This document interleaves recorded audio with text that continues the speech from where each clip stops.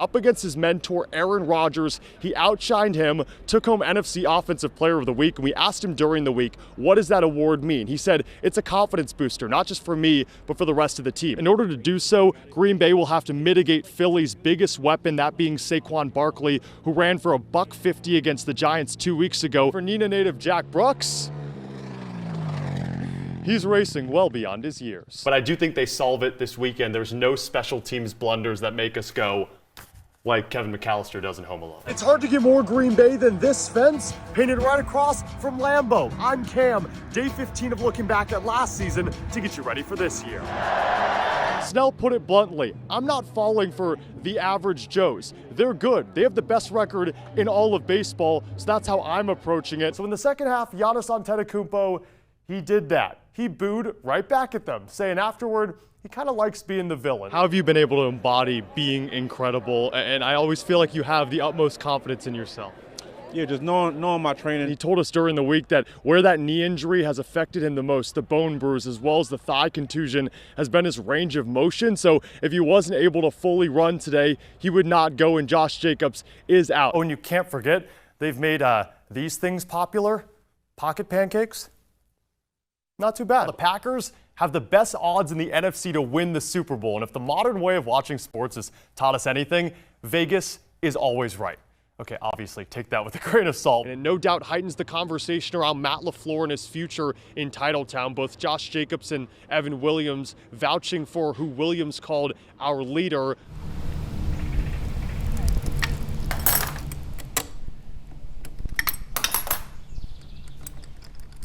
Can you grab the Allen that I left over there? Living out your passion each day isn't promised. Every day, I wake up and it's a blast. That's what I was thinking. Which is why at just 14 years old, you can find Hank Vosberg working for hours on end, pushing wheelbarrows and even putting away tires before the real fun even begins.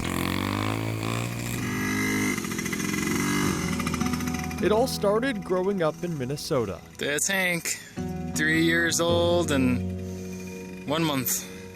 No trainers. I was racing pretty heavy when he was born, so he kind of grew up at the racetrack and was always around it. Kind of always had it second. It was just second nature being around that whole scene. We were at Billy's race. It was a 5-hour endurance race, and we had to go fill up a gas can.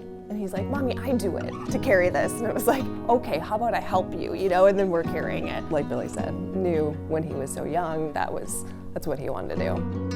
My dad found out there was a track near us in a Menards parking lot in Eau Claire. And we just started going there and racing. We put scooter tires on our dirt bikes and just went and rode. That's kind of when my road racing career started.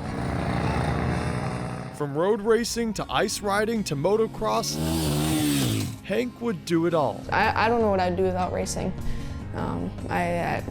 It's like my life, my lifestyle is what racing is. It's not just a hobby.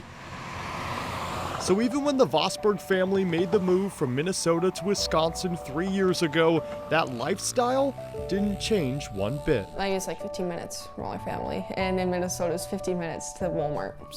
And now, I can bike anywhere I want.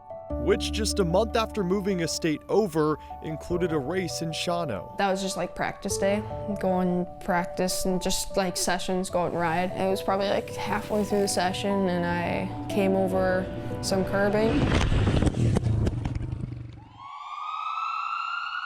All I could smell was gas, and then I woke up to people saying we need sharper scissors and whatever, because they had to cut me out of my suit. Got him in the ambulance, got him to the hospital, and I definitely questioned, what the hell we're doing. Once I got there, it was just, wrapping him in my arms and helping him through. Thanks for all the people that have been sending me messages and giving me the support I need in the hospital, and thanks to everyone out there that's looking out for me. Vosberg broke his leg as well as his femur in 2 places. Look at you go! I think the biggest thing is, what's the life lesson to come from it? What's the phrase, like, you gotta get back on the horse? The doctors ended up placing a titanium rod in Hank's leg, and in just 6 weeks, the then 12-year-old was incomprehensibly back on his bike.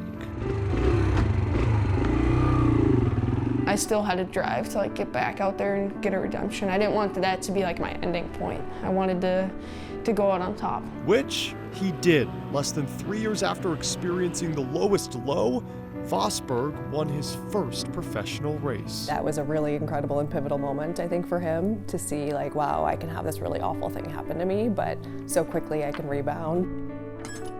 Racing is Hank's passion, but so is being a part of all of it as well.